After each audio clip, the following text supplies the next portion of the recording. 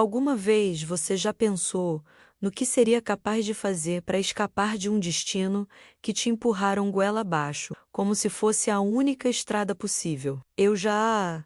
E olha, eu fiz. Não foi bonito, nem fácil, nem rápido, mas foi meu. Me chamo Aparecida Ferreira de Jesus, nasci em Goiás, num lugar onde o vento levanta poeira, o chão racha no calor e o céu parece grande demais para quem tem a vida pequena. Nasci num rancho de chão batido, sem porta na cozinha, com lamparina em vez de luz e panela de ferro como herança. Minha mãe me criou com a força que tinha, mas sem muito tempo para afeto. Tinha outros 5 filhos, e eu era a quarta. Entre um parto e outro, entre uma trouxa de roupa e uma cuia de feijão, ela dizia que criar filho não era arte, era guerra. Meu pai, eu pouco vi, era homem de estrada, de bar, de voz grossa e mãos que só sabiam pegar. Quando vinha, era tempestade. Quando ia, deixava poeira. Aos 7 anos, já sabia acender o fogo. Aos 8, já cortava mandioca. Aos 9, carregava baldes d'água na cabeça, equilibrando o peso como quem aprende a segurar a vida para não tombar. Minha infância não teve boneca. Teve bacia, não teve escola. Teve roça, mas teve coisa pior do que a falta de brinquedo ou caderno. Teve a sensação de que eu era invisível. Não lembro de ninguém perguntando o que eu queria ser quando crescesse. Na verdade, nem lembro de alguém me perguntando o que eu queria. Ponto. Crescer. Para mim, não era objetivo, era sentença. Com 12 anos, minha mãe me entregou para uma comadre dela, que trabalhava numa fazenda. Disse que eu ia ajudar com um serviço leve, que ia ter comida boa e cama só minha. Eu acreditei. A comadre veio me buscar de carroça. Levei só uma muda de roupa e um chinelo gasto. A fazenda ficava a 3 horas do povoado. Era grande, bonita por fora. Um casarão branco com varanda larga, quintal cheio de árvores, curral ao fundo e cheiro de mato no ar. Mas bonita não quer dizer segura. Bonita pode esconder muita coisa feia. A comadre me apresentou a patroa. Uma mulher de coque apertado e olhar apressado. Chamava-se Dona Leila. Sorriu sem mostrar os dentes. Perguntou minha idade, me entregou um avental e apontou para a cozinha. Começa amanhã, disse, sem boa-vinda. Sem como você está? E eu comecei, lavava chão, esfregava a panela, passava a roupa dos filhos dela e ainda cuidava das crianças enquanto ela ia ao salão. A promessa de serviço leve durou exatas 2 horas. Tinha um quartinho nos fundos só para mim, pequeno, sem janela, com uma cama de cimento e um colchão fino, que rangia até com o vento. O lençol era áspero, o cobertor furado, mas era só meu. E por um tempo, isso me bastou. A comida era o que sobrava. Quando sobrava, com o tempo fui decorando os sons da casa, o passo apressado de Dona Leila, o choro mimado dos filhos, o apito do fogão e o silêncio do patrão. O nome dele era Antenor, homem alto, seco, de poucas palavras, não era de gritar, era pior, era de calar. Calar com o olhar. Eu devia ter uns 13 quando percebi que ele me olhava diferente. Não era olhar de patrão, era de predador. E eu era caça. Demorou um tempo até entender, porque até ali eu nunca tinha aprendido o que era desejo sem respeito. Mas aprendi a desviar o olhar, a andar com o corpo encolhido, a evitar os cantos escuros da casa. Aprendi que mulher pobre não é vista menos, é usada. As outras empregadas tinham mais idade, mais história, mas ninguém dizia nada. O silêncio naquela casa era mais grosso que cimento. Aos 15, eu já era parte dos móveis. Acordava antes do sol, dormia depois da patroa. Minhas mãos viviam rachadas, meus pés sem unhas, meu corpo cansado de ser usado até sem ser tocado. Porque às vezes a dor não vem do que fazem com a gente, mas do que nos fazem esperar. E então, um dia, o inevitável começou a ganhar forma. Estava lavando os pratos da janta, sozinha na cozinha, quando ele entrou. Se encostou na pia, ficou ali, me olhando, devagar, e disse: "Domingo quero conversar com você, sozinhos, no meu escritório." E saiu. Só isso, mas aquilo já era tudo. Eu sabia o que significava. Todo o meu corpo sabia. Minhas pernas tremeram. Meu estômago embrulhou. Senti vontade de correr. mas não havia para onde. Naquela noite, deitei com os olhos abertos, olhando para o teto rachado. Chorei sem fazer som, porque ali, chorar em silêncio era sobrevivência. No dia seguinte, fui para a despensa. Subi numa cadeira, peguei a lata de soda cáustica que usavam para limpar o esgoto da casa. Guardei no armário do meu quarto. Passei o sábado inteiro em transe. Tremia por dentro, mesmo com um corpo quente de sol. Na manhã de domingo, vesti minha melhor roupa. Cabelo preso, rosto limpo. Olhei no espelho rachado da porta e pensei, se é meu corpo que ele quer, então vai deixar de querer. Misturei a soda com água sanitária, do jeito que vi uma vez num canto da cozinha, e joguei no rosto. A dor não tem nome. É fogo, é corte, é queda, é desmaio. Apaguei antes mesmo de gritar. A primeira coisa que senti foi o cheiro, forte, químico. Um cheiro de limpeza que arde o nariz e faz os olhos lacrimejarem, mesmo quando um dos olhos já não funciona mais. Depois veio a luz, muito branca, branca demais, como se tudo ao redor tivesse sido apagado e só sobrasse a claridade. E então o silêncio. Um silêncio que não era o mesmo da fazenda. Era outro. Um silêncio que não te vigiava, que não te ameaçava. Era o silêncio do hospital. Eu estava viva, mas não sabia se queria estar. Tentava mover o rosto e uma dor me puxava de volta para a cama. O lado esquerdo ardia, como se ainda estivesse queimando, como se a soda tivesse ficado ali, me lembrando. Você fez isso, você se marcou, você se salvou. Me lembro, debosses baixas, técnica, grau profundo, necrose parcial, infecção controlada. Palavras que eu não entendia, mas sentia. Cada vez que falavam lesão, eu pensava libertação. Porque doía, sim, mas era a minha dor, a única que eu tinha escolhido. Fiquei no hospital por semana. Não recebi visitas, nem da patroa, nem da comadre que me levou até lá, nem da minha mãe. Dona Leila enviou dinheiro para cobrir os custos, mas não mandou nenhum bilhete, nenhuma pergunta, nenhum como ela está. A comadre foi embora e nunca mais apareceu. E minha mãe... Bom, minha mãe só ficou sabendo depois. Mesmo assim, não foi. Sozinha, com o rosto coberto por gaze e um coração feito caco. Foi assim que as freiras me encontraram. Irmã Concepção foi a primeira a chegar perto. Pequenina, cabelo branco, óculos pendurado no pescoço e um olhar que atravessava a pele. Ela não perguntou o que você fez, nem por quê. Ela perguntou, você quer descansar num lugar onde ninguém vai te machucar? Eu não respondi, não consegui, mas ela entendeu o meu silêncio. Do hospital, fui levada para o convento, um lugar de muros altos, janelas compridas e cheiro de pão recém-assado. Me deram um quarto só meu, com uma cama limpa, um cobertor cheiroso e uma janela que dava para o céu. Foi lá que comecei a me reencontrar, ou talvez me encontrar pela primeira vez. Nos primeiros dias, mal falava, comia pouco, dormia demais. Chorava escondida, não pela dor física, menos que ainda era constante menos, mas pela ausência de mim. A aparência era difícil de encarar. O rosto estava irreconhecível. Metade da face estava queimada, o olho esquerdo quase fechado, a pele repuxada. As freiras diziam que eu estava viva, que isso já era milagre. Mas eu me sentia como se tivesse morrido e voltado com outro corpo. Ninguém me perguntava sobre o que aconteceu. Respeitavam meu tempo. E isso, para mim, era novo, porque até então eu nunca tive tempo para nada, nem para doer, nem para entender. Irmã Concepção aparecia sempre pela manhã. Trazia uma bandeja com chá de erva doce, um pão quente e um sorriso pequeno. Ficava sentada ao meu lado, em silêncio. Às vezes, cantava baixo. Às vezes, só respirava perto. Até que um dia, ela trouxe um caderno e um lápis, colocou sobre minha cama e disse: quando você quiser, escreva. Nem que seja só uma palavra, nem que seja só seu nome. Meu nome, fazia tempo que eu não pensava nele. Aparecida Ferreira de Jesus. Tão longo, tão esquecido, tão meu. Peguei o lápis com dificuldade. A mão ainda doía.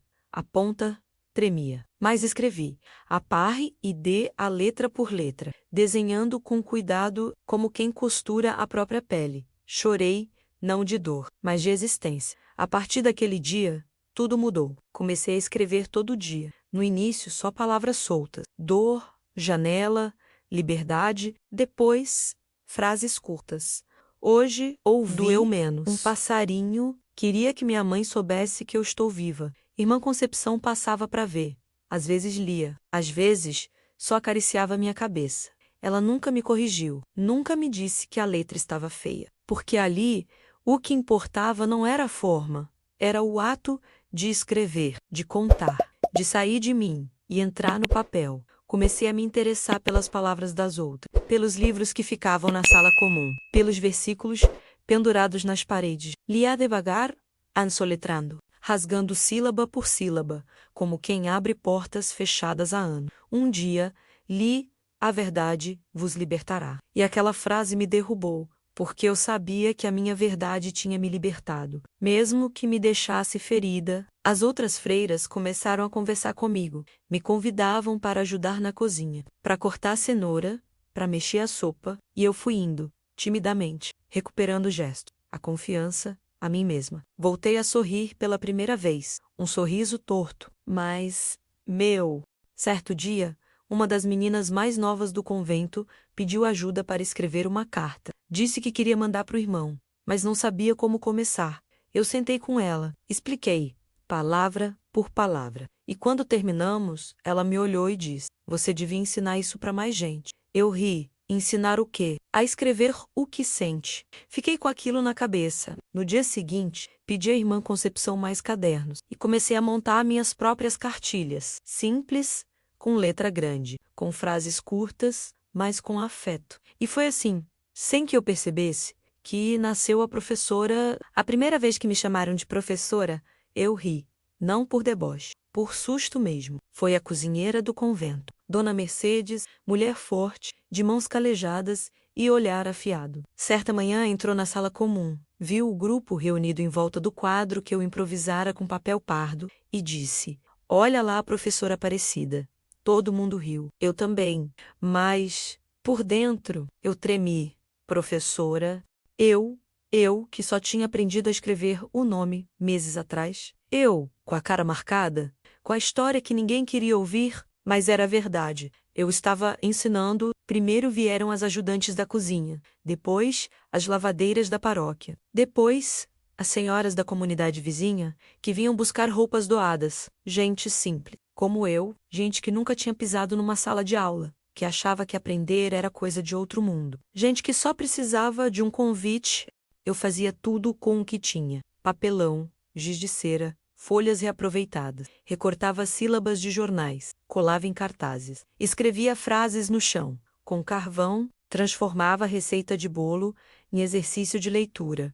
E funcionava, porque tinha amor. Eu não cobrava pressa, não exigia perfeição. Cada um aprendia no seu tempo. Cada erro era acolhido. Cada acerto era comemorado. Foi assim que conheci a Amália. Ela chegou tímida, com uma filha pequena no colo e a vergonha nos olhos. Disse que não sabia nem segurar o lápis, que o marido ria dela porque ela errava o nome da rua onde morava. Sentei com ela. Pedi para escrever o nome da filha. Ela tentou, treinou, soletrou. Quando conseguiu, chorou. E eu chorei com ela, porque sei o que é não ser levada a sério. O que é ter voz e não saber escrever o som dela. Amália virou minha sombra, me ajudava nas aulas, organizava os papéis, decorava a sala, me acompanhava quando eu ia ensinar em outras casas. Um dia me disse: "Você me ensinou mais do que letra. Me ensinou a existir sem pedir licença." Aquilo me rasgou, porque eu entendi que o que eu estava fazendo era mais do que ensinar. Era devolver para outras o que a vida quase me tirou. A chance de se reconhecer no espelho. As aulas começaram a crescer. O convento cedeu uma sala maior. Colocamos bancos, um quadro, uma estante de livros doados. Vieram mães, avós, jovens grávidas, homens cansados do serviço pesado. Todos com uma coisa em comum: a vontade de ser ouvido. Foi nesse período que percebi algo curioso. As mulheres aprendiam mais rápido, não porque fossem mais espertas, mas porque tinham urgência. Urgência de entender as cartas, urgência de assinar os papéis da creche, urgência de responder aos filhos, urgência de provar que sabiam. Um dia, uma senhora chamada Maria do Carmo me disse: "Eu vim aqui aprender, para não ser passada para trás, porque já me enganaram em compra, em remédio, em promessa, mas agora não vão mais. E eu pensei, é isso, essa escola não é só de letra, é de poder. Comecei a registrar tudo no novo caderno. Anotava o nome dos alunos, as dificuldades, as conquistas. Escrevia frases que ouvia, reflexões, sonhos. No canto da capa escrevi: as que vieram antes de mim. Era uma homenagem às mulheres que me antecederam, às analfabetas de sabedoria imensa, às domésticas que criaram filhos dos outros, às lavadeiras que cantavam enquanto torciam roupa, as esquecidas que me fizeram ser. Esse caderno virou meu tesouro, mais precioso do que qualquer livro impresso. Ali eu via nascer, em letra tremida, o futuro que o mundo tentou negar para nós. Fui chamada para dar aula numa comunidade vizinha, fora do convento, no salão da igreja. No início, fiquei com medo de sair daquele lugar seguro, de mostrar meu rosto em outro espaço, de ouvir piadas, de ser rejeitada. Mas fui, levei o caderno, os cartazes, a malha e minha coragem. No primeiro dia, tinham apenas 7 pessoas, todas mulheres, uma delas com o bebê mamando, outra com um avental ainda sujo de sabão. Escrevi no quadro, bem-vindas, e perguntei: quem aqui quer escrever?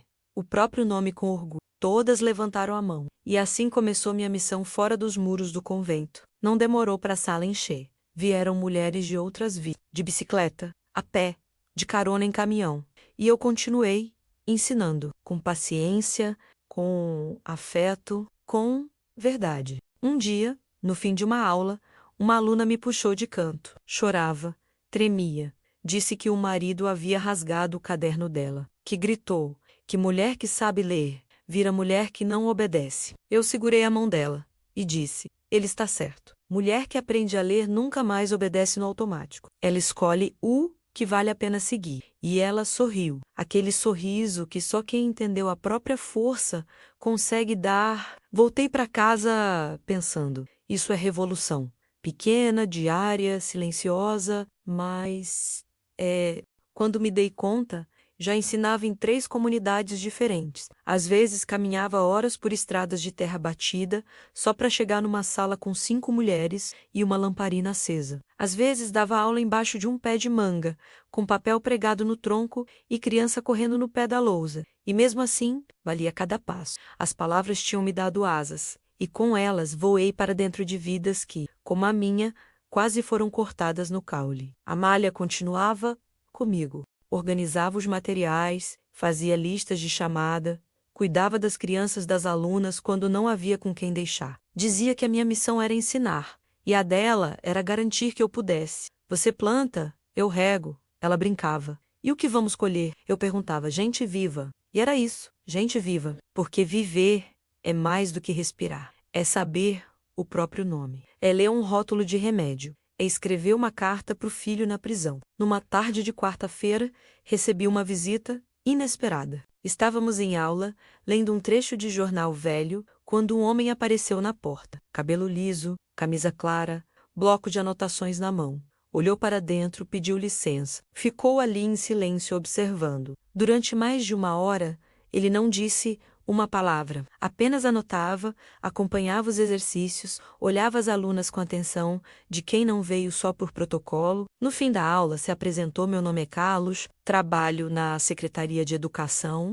Veio para fechar a turma? Perguntei, meio na defensiva. Ele sorriu. Não, vim porque ouvi falar de você. E o que ouviu? Que existe uma mulher, sem diploma, com o rosto marcado e o coração gigante, alfabetizando mais gente que muito professor nomeado. E o que pretende fazer com isso? Aprender. A resposta me desmontou. Carlos ficou mais alguns dias. Acompanhou outras aulas, conversou com as alunas, anotou falas, tirou fotos dos cadernos. No último dia, me chamou num canto. O que você faz aqui, Aparecida, é o que todo sistema deveria fazer, e o que é ver gente antes de ver número, ver a dor antes do boletim, ver a história antes da falta. Depois disso, ele desapareceu por um tempo. Achei que era mais um curioso, mais um que ficou encantado e depois esqueceu. Mas não. 2 meses depois, recebi uma carta. Era dele. Dentro, um documento da secretaria. Dizia que a partir daquele momento eu seria considerada formadora popular de alfabetização. Havia um pequeno salário, ajuda de custo para transporte e o mais surpreendente, convite para um seminário em Goiânia, com outros educadores. Eu tremi. Goiânia? Eu nunca tinha saído do interior, nunca tinha andado de ônibus interestadual, nunca tinha dormido em hotel, nunca tinha falado com plateia cheia de diploma. Amália veio correndo quando soube. Você vai e se rirem de mim. Você já foi risada de muita gente. Agora vai ser aplauso. Fui. Com a ajuda das alunas, costurei um vestido simples, azul, clara menos. Minha sobrinha neta menos emprestou uma sandália. Carlos mandou o bilhete da passagem. No dia do seminário, entrei no auditório com as pernas bambas. Havia microfones, painéis, mesas, com nomes impressos, e um cartaz enorme, Educação como instrumento de justiça social. Quando chamaram meu nome, o coração quase pulou do peito. Subi devagar, a luz no rosto, as cicatrizes expostas, a voz presa na garganta, mas quando comecei a falar, tudo fluiu. Falei das minhas alunas, das noites sem energia, das palavras lidas pela primeira vez, do barulho do lápis numa mão que nunca teve caderno, do dia em que escrevi meu nome, do dia em que decidi que ninguém mais teria que se mutilar para ser ouvido. A plateia ficou em silêncio, não aquele silêncio que te julga, mas o silêncio que te escuta com a alma. Quando terminei, me aplaudiram de pé. Uns choravam. Outros me olhavam como se vissem pela primeira vez uma verdade que sempre estivera ali. Depois vieram os convites. Queriam que eu formasse outros professores, que eu ajudasse a construir material didático, que eu falasse em outras cidades. E eu fui com a malha do lado, com meu caderno de cartolina, com minha coragem. Comecei a escrever o método Aparecida. Não era nada demais, só um jeito de ensinar com afeto, de respeitar o tempo de cada um, de entender que errar também é aprendizado. E deu certo. Recebi alunos que foram expulsos da escola formal, mulheres que tinham vergonha de ler em voz alta, homens que nunca tinham tocado num lápis. E vi todos eles florescerem. Um dia, recebi uma carta de uma aluna que dizia: Você ensinou meus olhos a verem letras e meu coração a acreditar que eu não nasci só para sofrer. Aquilo ficou comigo por dias. Comecei a guardar essas cartas. Fiz uma caixa só para isso. Minha caixa de afetos não tinha diploma, mas tinha reconhecimento, e isso para mim valia mais do que qualquer papel timbrado. Aparecida, a que quase foi apagada, agora era referência. Mas eu nunca deixei a sala de aula, mesmo com os convites, as viagens, os reconhecimentos, nunca deixei de sentar com o aluno e dizer: vamos devagar, vamos junto, porque ensinar para mim nunca foi palco, foi sempre partilha. O tempo é um tipo estranho de professor. Ele ensina sem perguntar se estamos prontos. Às vezes, a lição vem antes da coragem. Às vezes, a resposta chega antes da pergunta. E outras vezes ele te faz olhar para o passado de um jeito que você não queria, mas precisava. Foi numa palestra em Anápolis. Eu falava para um grupo de professores do campo. Salinha simples, chão de cimento, ventilador fazendo barulho mais alto que minha voz. Mas eu estava ali, como sempre, com meu caderno, minha cicatriz e minha história. Terminei a fala, fui tomar água e vi um homem no fundo da sala, parado, me olhando. Ele usava óculos de armação fina, camisa azul clara, sapato engraxado, tinha o olhar preso, o corpo inquieto. Parecia que queria vir até mim, mas não sabia como. Amália percebeu. Aquele homem ali não tirou os olhos de você. Cochichou. Fiz que não vi, mas vi. No fim do evento, ele se aproximou, devagar, como quem carrega a culpa nos ombros. Você é a Aparecida, da Fazenda Boa Vista? A pergunta me cortou como navalha. O nome da fazenda, que eu não ouvia fazia anos, soou como um soco na memória. Sou, respondi, seca. Eu sou Júlio, filho do Antenor. O tempo parou. Meus olhos buscaram lugar para se esconder, mas não havia. Ali estava ele. O menino que corria pela varanda enquanto eu lavava a roupa do pai dele. O menino que me olhava de longe, que ouvia os cochichos, que via o medo nos olhos das empregadas e nunca disse nada. Eu era só uma criança. Começou, eu também menos interrompi. Ele baixou os olhos, suspirou fundo e disse: Nunca consegui esquecer. Nunca consegui perdoar meu pai, e nunca consegui perdoar a mim mesmo por ter ficado calado. Fiquei em silêncio. Não porque não tinha o que dizer, mas porque não queria dizer nada. Naquele momento, o que precisava ser dito era dele. Ele continuou. Hoje trabalho com projetos educacionais em comunidades rurais. Quando soube da sua história, quase desmaiei. Reconheci o nome, a cicatriz, a força, e tive que vir. Fez uma pausa longa. Depois tirou um envelope do bolso. Isso é uma doação da ONG que represento, se quiser, claro, para apoiar o seu trabalho. Sem exigência, sem nome em placa, agradeci, mas não aceitei. O que eu construí foi com o que ninguém quis me dar. E é assim que eu vou continuar. Com a força que sobrou de quando tentaram me apagar. Ele assentiu, os olhos vermelhos, a voz embargada. Você perdoa? Olhei para ele. Pela primeira vez, de verdade. E respondi, não sei se perdão é o nome certo. Mas hoje, eu te vejo, e isso já é muito mais do que recebi naquele tempo. Ele chorou, e eu também, mas não de dor, de liberdade. Voltei para casa em silêncio. Amália me olhava com cuidado. Você está bem? Tô. É estranho, mas estou. Parece que uma porta que eu deixei entreaberta se fechou sozinha, sem barulho, sem tranco, só fechou. Naquela noite, sentei no meu quarto, com a janela aberta, o vento entrando devagar. Peguei o caderno de cartolina, aquele que me acompanhava desde o convento, e escrevi. A ferida virou farol, doeu, mas iluminou, ardeu, mas guiou. Porque quando a dor vira caminho, ninguém mais nos prende no escuro. A partir desse dia, minha fala mudou. Eu já não era só a sobrevivente, era agora a ponte entre o passado e o possível, entre o medo e o ensino. E as pessoas começaram a olhar para mim de um jeito diferente. Antes, muitos me viam com pena. Agora, me viam com respeito. Antes, diziam que triste a sua história. Agora, diziam obrigado por dividir sua força. E eu entendi que essa mudança não era sobre ele, era sobre mim, porque eu, Aparecida, deixei de andar curvada. Agora eu andava inteira.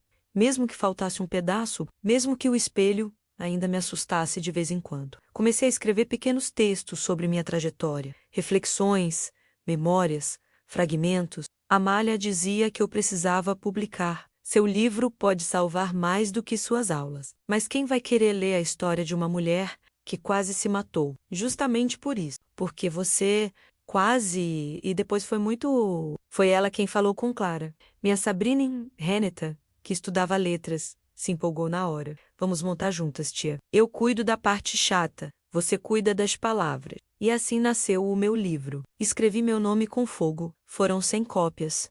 Pagas com vaquinha, distribuídas em escolas, organizações não governamentais, bibliotecas.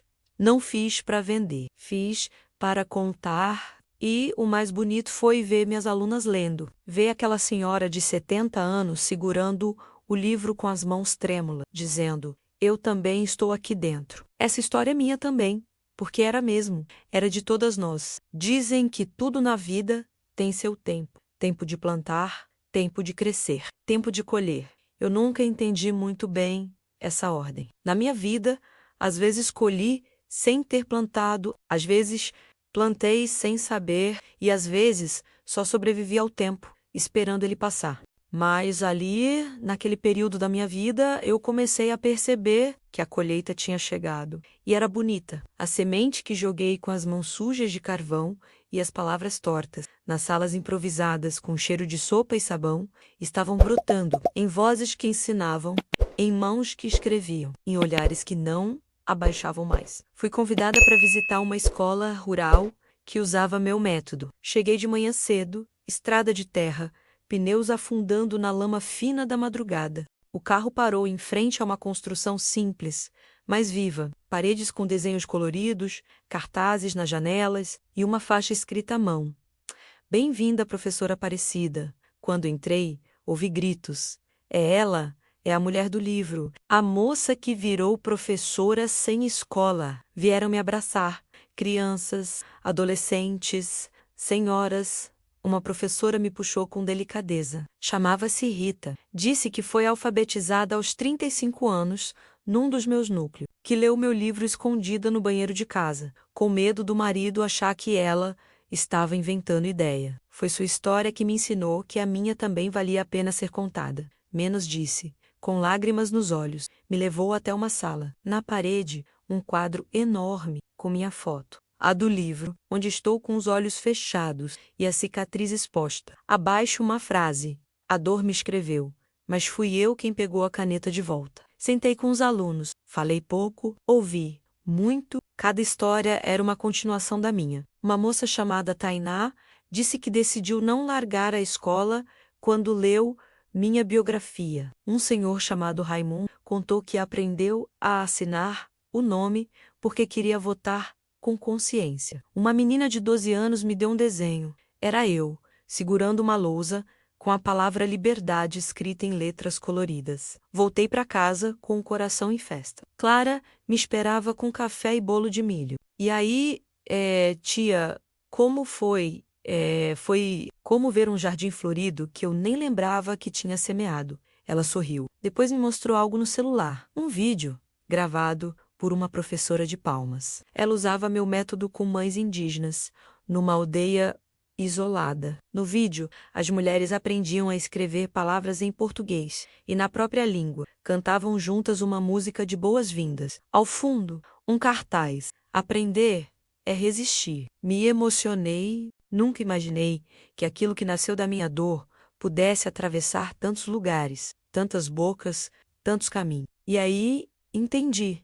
Minha história era agora território.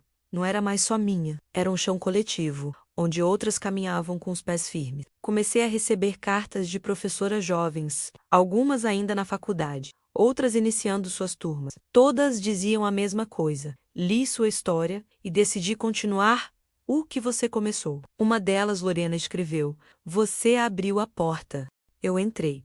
E agora deixo ela aberta para outras. Obrigada por não ter trancado o mundo, mesmo depois do que ele te fez." Essas palavras me acompanhavam como oração. Mas o tempo, ele não para. Nem para quem planta, nem para quem ensina. Comecei a sentir o corpo cansar. As pernas já não aguentavam viagens longas. A visão do lado esquerdo ficou mais turva. A voz ficava rouca com facilidade. Então comecei a dizer não. Recusei eventos, reduzi as turmas, deixei a malha assumir mais aulas. Mas o que eu não conseguia era parar de me envolver. Sempre dava um jeito de ouvir os relatos, de mandar bilhetes para as alunas, de escrever textos curtos para as reuniões. Clara organizava tudo, fazia as anotações, gravava minha fala, digitava e mandava por e-mail. Eu não entendia nada de computador, mas ela dizia: "O que importa é a sua palavra. Eu só aperto os botões." Um dia, ela veio até mim com uma proposta: "Tia, tem um projeto de lei em tramitação. Querem nomear uma escola estadual com o seu nome. Topa?" Fiquei em silêncio. E então, eu, não sei, não sabe o quê, se mereço. Ela se irritou. "Tia, você sabe quantas pessoas já aprenderam a ler por sua causa? Sabe quantas mães agora escrevem bilhete para o filho levar na mochila? Sabe quantas mulheres deixaram de ser enganadas em contrato porque você ensinou o básico? Você não merece uma escola. Você merece um país." Eu ri, mas no fundo, chorei. Não por vaidade, mas por gratidão. Aceitei. No dia da inauguração, levei um vestido novo, costurado por uma ex-aluna. O mesmo azul do primeiro que usei na palestra de Goiânia. Chegando lá, vi a placa: Escola Estadual, Professora Aparecida Ferreira de Jesus. E abaixo: "Aqui se aprende a viver com dignidade." As crianças me receberam com cartazes, as mães com flores, os professores com abraços. Fiz um discurso curto. A voz já não sustentava frases longas. Disse só: "Obrigada por provarem que nenhuma cicatriz é em vão." Depois que a escola foi inaugurada com meu nome, algo em mim silenciou, não de tristeza nem de vazio, mas de completude, como se uma parte que estava sempre em movimento, tentando provar sua existência, tivesse finalmente sentado para descansar. A colheita já tinha vindo, e agora era tempo de mesa posta. Clara passou a viver comigo em tempo integral. Já não era mais menina, era mulher feita, com ideias próprias, opiniões fortes e uma paciência que me emocionava. Ela fazia tudo parecer simples. Organizava minhas lembranças, minhas agendas, meus remédios, mas mais do que isso, ela cuidava do meu tempo. Hoje a senhora não precisa fazer nada menos, dizia, ajeitando o lençol. Mas se eu não fizer, o dia me escapa menos. Respondi. Então deixa ele escapar. A senhora já segurou o mundo por tempo demais.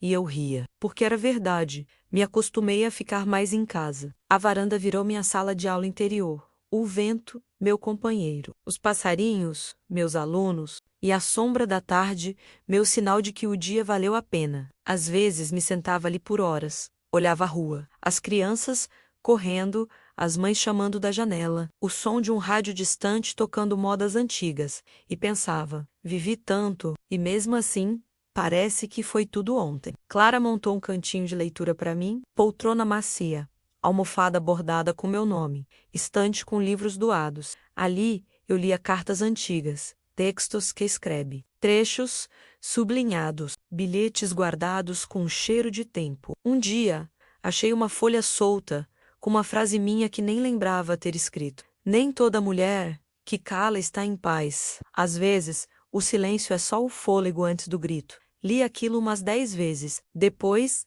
encostei a cabeça na poltrona e fechei os olhos, porque era isso. Minha vida foi um longo silêncio, seguido de um grito. E depois desse grito, vieram vozes, muitas vozes. Amália vinha me visitar aos domingos. Já estava mais velha, andava com bengala, mas a língua, essa continuava afiada como sempre. E aí, mulher do povo? Dizia, entrando sem bater. Entrei no esquecimento, eu respondia. Entrou, foi para a história. Trazia pamonha, broa, doce de leite, sentávamos juntas na cozinha e falávamos do passado como quem costura pano velho. Lembra do dia que você quase desmaiou de medo de falar no microfone?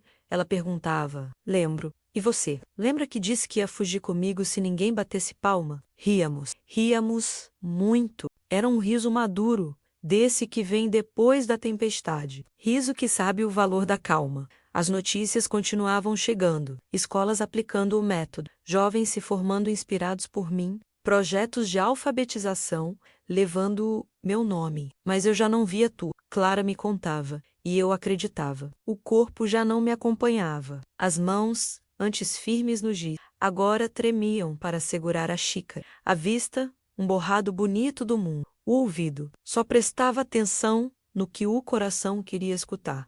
Mas o pensamento, esse seguia vivo, nítido, afiado, atento. Escrevia ainda, pouco, mas escrevia.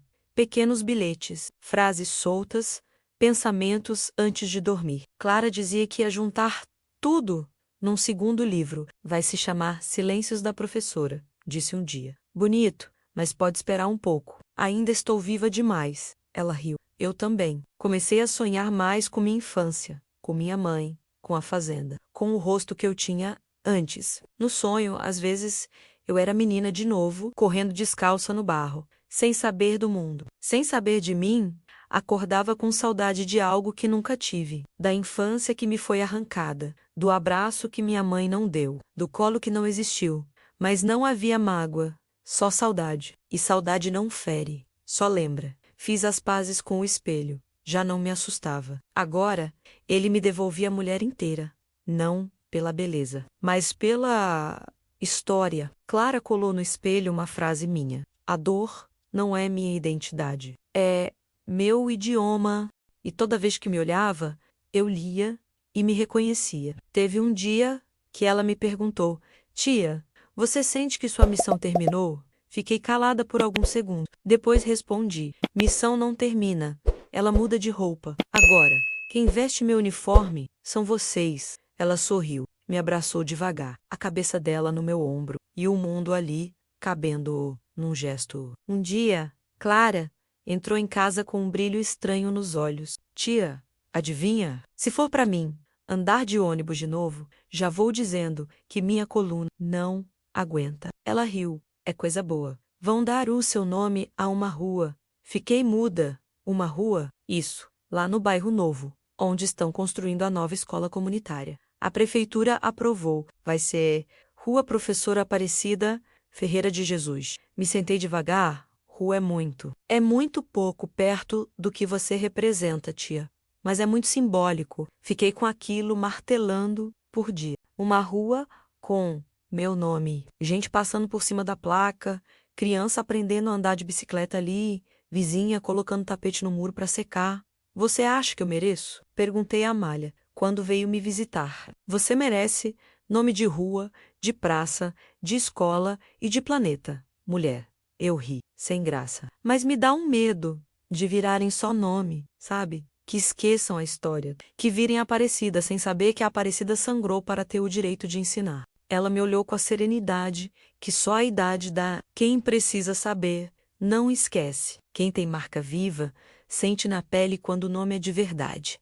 A rua vai ser só placa, mas a história vai continuar caminhando pelas pernas dos outros. Suspirei fundo. Eu nunca desejei ser estátua, nem bandeira. Só quis que ninguém mais precisasse se ferir para ser ouvido. Mas os tempos mudam. E quando o mundo começa a olhar para o que antes ignorava, a gente aprende a aceitar o que vem com isso. Começaram a me chamar para dar nome a mais lugares, sala de leitura, biblioteca de presídio feminino, projeto de reintegração com mulheres resgatadas do tráfico, curso de formação de educadoras populares. Em cada um deles, eu pensava, não sou eu, somos nós. Porque por trás do meu nome vinha a voz da Amália, o choro da Maria do Carmo, a risada da Tainá, os cadernos rasgados, os corpos cansados, as mãos trêmulas segurando o lápis pela primeira vez. Por trás do meu nome vinha a história de um país que teima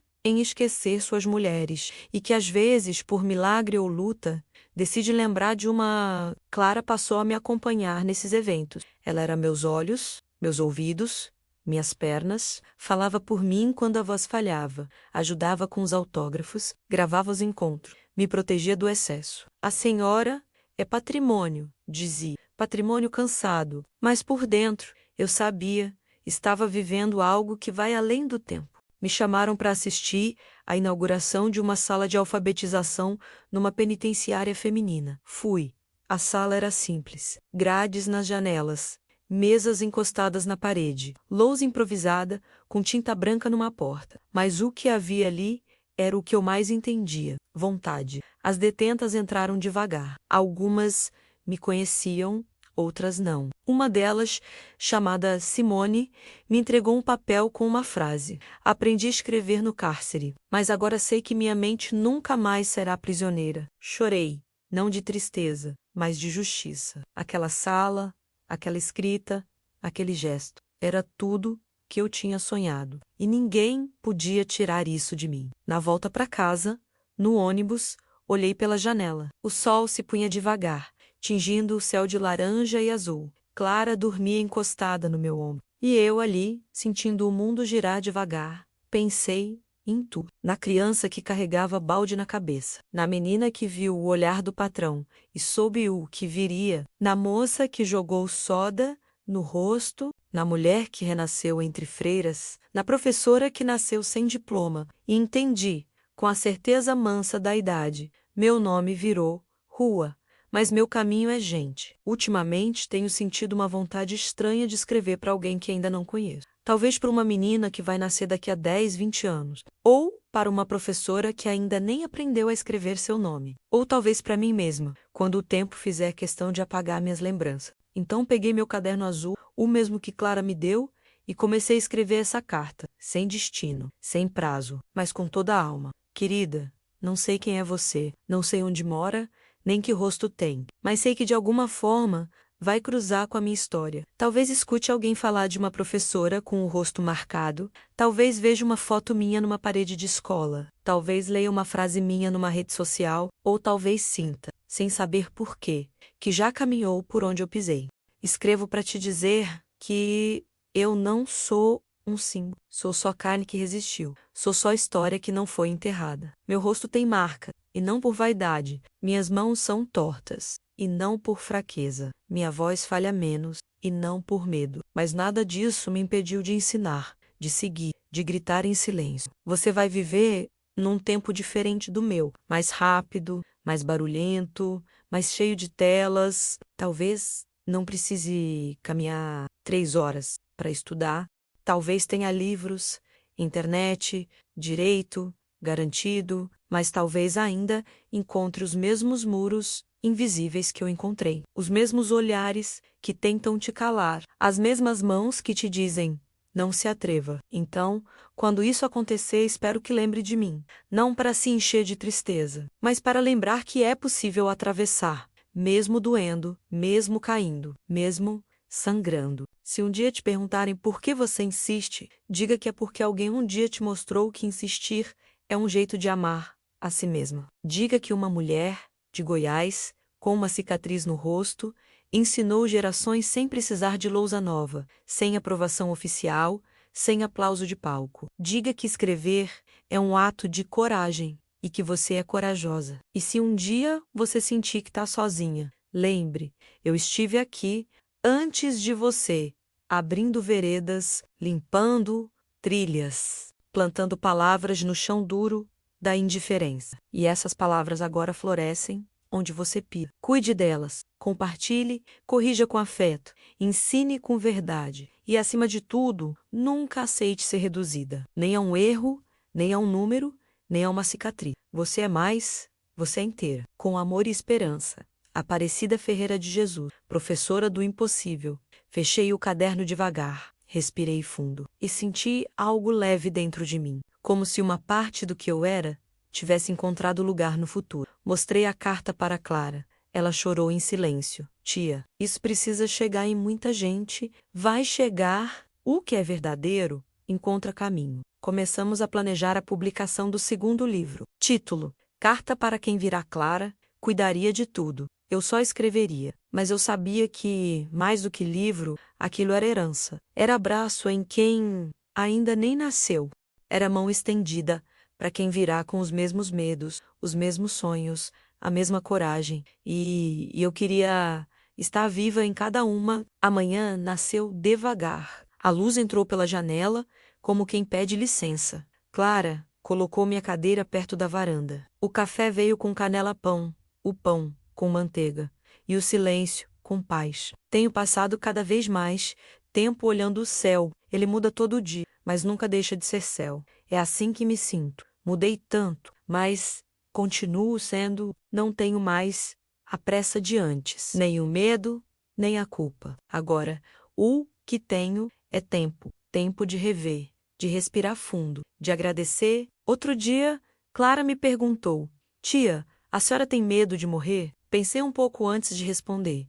Não, o que eu tinha medo. Já morri quando era menina. A Aparecida que rastejava, que se calava, que pedia desculpas por existir, essa morreu quando eu escrevi meu nome pela primeira vez. A morte verdadeira é essa: desistir de si. E disso eu nunca mais morri. Ela sorriu, com os olhos molhados. A senhora mudou tanta vida, e cada uma delas me salvou um pouco. Porque, veja, ensinar nunca foi caridade, foi reciprocidade. Enquanto eu ensinava alguém a ler uma palavra, ela me ensinava a ler a vida. Enquanto eu mostrava onde colocar o acento, ela me mostrava onde eu ainda doía. Enquanto eu escrevia no quadro, ela me escrevia na pele. A malha já não vinha com tanta frequência. A idade a abraçou de vez, mas mandava bilhetes, gravava mensagens com voz cansada e sempre dizia: Aparecida, quando eu for embora, você cuida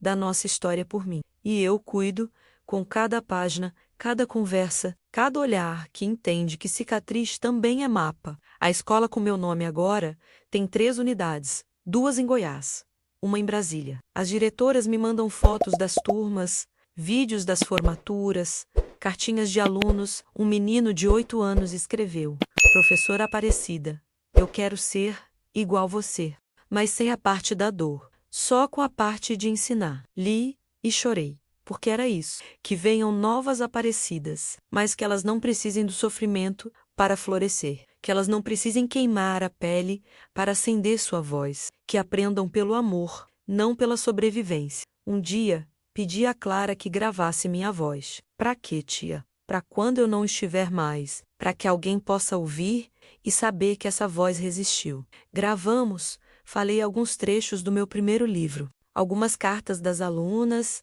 algumas memórias do convento e no fim disse: enquanto eu respirar, serei professora. E quando eu não respirar mais, serei palavra. Ela chorou enquanto desligava o gravador. E eu sorri, com a serenidade de quem cumpriu a missão. Hoje escrevo essas últimas páginas com o mesmo lápis do começo, o mesmo gesto, a mesma intenção, não para mim, mas para quem vier, para quem precisar saber que é possível. E se um dia alguém perguntar quem foi a Aparecida Ferreira de Jesus, que digam, foi mulher, foi professora, foi quem escreveu sua liberdade na própria pele. E assim me despeço. Não com adeus, mas com um até logo, na voz de quem contar minha história, no olhar de quem ousar resistir, no nome de quem recusar o silêncio. Enquanto eu respirar, serei professora. E depois disso, serei semente.